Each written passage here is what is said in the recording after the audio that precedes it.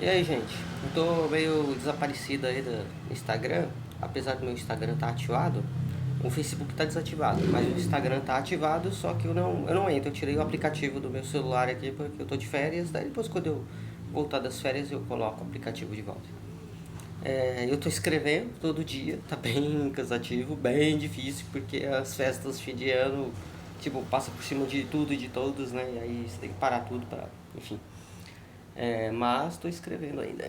E amanhã eu vou viajar, então tô com uma olheira aqui, então teve uns 2, 3 dias aí que eu tive que escrever o dobrado, porque, né, senão depois, enfim.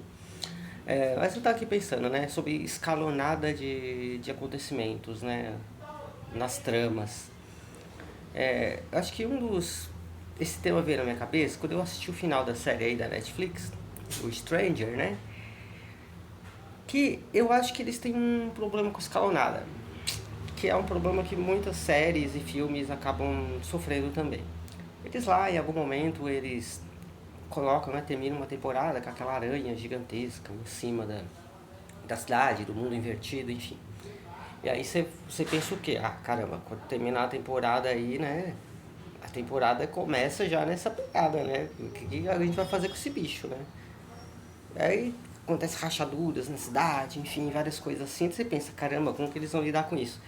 E assim, é muito frustrante que a maioria das séries e filmes, quando trabalham com um tipo de escalonadas, basicamente eles fazem um reboot e zeram tudo no começo da próxima temporada.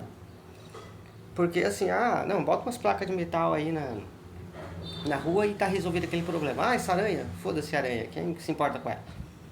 Claro, né, eles guardaram pro final lá, pro último episódio. Tô dando spoiler aqui, né? Enfim, guardaram pro último episódio. E acontecem outras coisas também lá, né? Mas tem alguns monstros, enfim, que são apresentados durante a série e não aparecem no final. E eu percebo que isso acontece em quase todas as séries, sabe? Eles criam aquele final bombástico de um acontecimento que todo mundo fica, meu Deus, como eles vão lidar com isso? Daí quando começa a próxima temporada, eles não sabem lidar com isso. Eles resolvem aquilo lá em 10 minutos e coloca lá o vilão da vez, enfim, para fazer uma nova escalonada. Mas daí fica aquela sensação de que é uma escalonada de perigo que nunca modifica o cenário, sabe? Eles não vivem naquela situação nova. Claro, tem algumas séries que são um pouco corajosas, acabam indo para esse lugar de como que a gente vai viver nesse novo cenário, né? Mas geralmente as séries trabalham para minar um pouco os efeitos da temporada anterior para para conseguir continuar criando a história e daí depois eles criam uma outra coisa bombástica que vai ter chute e efeito, sei lá, os 2 episódios. Tipo aqueles artifícios de novela, sabe, que bota aquele final impactante, né, um negócio acontecendo e daí de repente no próximo capítulo eles resolvem aquilo em 2 minutos e vida que segue. E eu acho que isso é uma coisa que tem que ser superada na arte, tem que acabar esse tipo de coisa, eu não sei. Porém, né, lidar com as consequências da escalonada, do perigo, também é problemático. Por exemplo, eu acho que a Marvel, independente das pessoas gostarem ou não, eles sabem lidar um pouco com a escalonada do perigo, né? Tanto que isso acaba sendo um dos defeitos, né? Um dos problemas. Porque o que você vai fazer com aquele bicho gigantesco no centro da Terra? Você vai ignorar. Mas eles tiveram o blip, né? Que metade da população desapareceu lá, muita gente morreu e não voltaram, né? Agora vai ter o multiverso, multiverso é outra coisa diferente, né? Enfim, dá pra ter réplicas dos personagens, mas basicamente aquilo que aconteceu repercutiu e repercute até hoje, né? Talvez de uma forma negativa, porque as pessoas esperam uma escalonada ainda maior e não vai acontecer, né? Então é muito difícil sagas que duram muito, porque você tem que fazer uma maneira de conciliar essa escalonada para não ser, para deixar a escalonada realmente o topo, sei lá no final.